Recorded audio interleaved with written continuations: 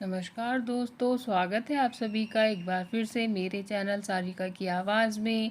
सिंहासन बत्तीसी की सीरीज़ में आज मैं आपके सामने लेकर आई हूँ 31वीं पुतली कौशल्या की कहानी, जिसका नाम है विक्रमादित्य की मृत्यु।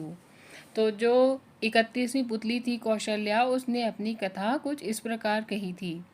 राजा विक्रमादित्य वृद्ध हो गए थे तथा अपने योग बल से उन्होंने यह भी जान लिया कि उनका अंत अब काफ़ी निकट है। वे राजकाज और धर्म कार्य दोनों में अपने को लगाए रखते थे। उन्होंने वन में भी साधना के लिए एक आवास बना रखा था। एक दिन उसी आवास में एक रात उन्हें अलौकिक प्रकाश कहीं दूर से आता मालूम पड़ा। उन्होंने गौर से देखा तो पता चला कि सारा प्रकाश सामने वाली पहाड़ियों से आ रहा है। इस प्रकाश के बीच उन्हें एक दमकता हुआ सुंदर भवन दिखाई पड़ा। उनके मन में भवन देखने की जिज्ञासा हुई और उन्होंने काली द्वारा प्रदत्त दोनों बेतालों का स्मरण किया। उनके आदेश पर बेताल उन्हें पहाड़ी पर ले आए और उनसे बोले कि वे इसके आगे नहीं जा सकते। कारण पूछने पर उन्होंने बताया कि उस भवन के चारों ओर एक योगी ने तंत्र का घेरा डाल रखा है तथा उस भवन में उसका निवास है। उन घेरों के भीतर वही प्रवेश कर सकता है जिसका पुण्य उस योगी से अधिक हो। विक्रम ने सच जानकर भवन की ओर कदम बढ़ा दिया। वे देखना चाहते थे कि उनका पुण्य उस योगी से अधिक है या नहीं। चलते चलते वे भवन के प्रवेश द्वार तक आ गए।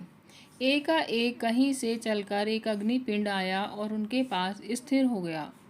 उसी समय भीतर से किसी का आज्ञा भरा स्वर सुनाई पड़ा। वह अग्निपिंड सरक कर पीछे चला गया और प्रवेश द्वार साफ हो गया। विक्रम अंदर घुसे तो वही आवाज़ उनसे उनका परिचय पूछने लगी। उसने कहा कि सब कुछ साफ साफ बताया जाए, नहीं तो वह आने वाले को श्राप से भस्म कर देगा। विक्रम तब तक कक्ष में पहुंच चुके थे और उन्होंने देखा कि योगी उठ खड़ा हुआ। उन्होंने जब उसे बताया कि वे विक्रमादित्य हैं, तो योगी ने अपने को भाग्यशाली बताया। उसने कहा कि विक्रमादित्य के दर्शन होंगे, यह आशा उसे नहीं थी। योगी ने उनका खूब आदर सत्कार किया तथा विक्रम से कुछ मांगने को बोला। राजा विक्रमादित्य ने उससे तमाम सुविधाओं सहित वह भवन मांग लिया। विक्रम को वह भवन सौंपकर योगी उसी वन में कहीं चला गया। चलते चलते वह काफ़ी दूर पहुंचा तो उसकी भेंट अपने गुरु से हुई। उसके गुरु ने उससे इस तरह भटकने का कारण जानना चाहा तो वह बोला कि भवन उसने राजा विक्रमादित्य को दान कर दिया है। उसके गुरु को हंसी आ गई। उसने कहा कि इस पृथ्वी के सर्वश्रेष्ठ दानवीर को वह क्या दान करेगा, और उसने उसे विक्रमादित्य के पास जाकर ब्राह्मण रूप में अपना भवन फिर से मांग लेने को कहा। वह वेश बदलकर उस कुटिया में विक्रम से मिला जिसमें वे साधना करते थे। उसने रहने की जगह की याचना की। विक्रम ने उससे अपनी इच्छित जगह मांगने को कहा तो उसने वह भवन मांगा। विक्रम ने मुस्कुराकर कहा कि वह भवन ज्यों का त्यों छोड़कर वे उसी समय आ गए थे। उन्होंने बस उसकी परीक्षा लेने के लिए उससे वह भवन लिया था। इस कथा के बाद 31वीं पुतली ने अपनी कथा खत्म नहीं की। वह बोली, राजा विक्रमादित्य भले ही देवताओं से बढ़कर गुण वाले थे और इंद्रासन के अधिकारी माने जाते थे, पर वे थे तो मानव ही। मृत्यु लोक में जन्म लिया था, इसलिए एक दिन उन्होंने यही लीला त्याग दी, यानी कि उनका देहांत हो गया। उनके मरते ही सर्वत्र हाहाकार मच गया। उनकी प्रजा शोकाकुल होकर रोने लगी। जब उनकी चिता सजी तो उनकी सभी रानियां उस चिता पर सती होने को चढ़ गईं। उनकी चिता पर देवताओं ने फूलों की वर्षा की। उसके बाद उनके सबसे बड़े पुत्र को राजा घोषित किया गया।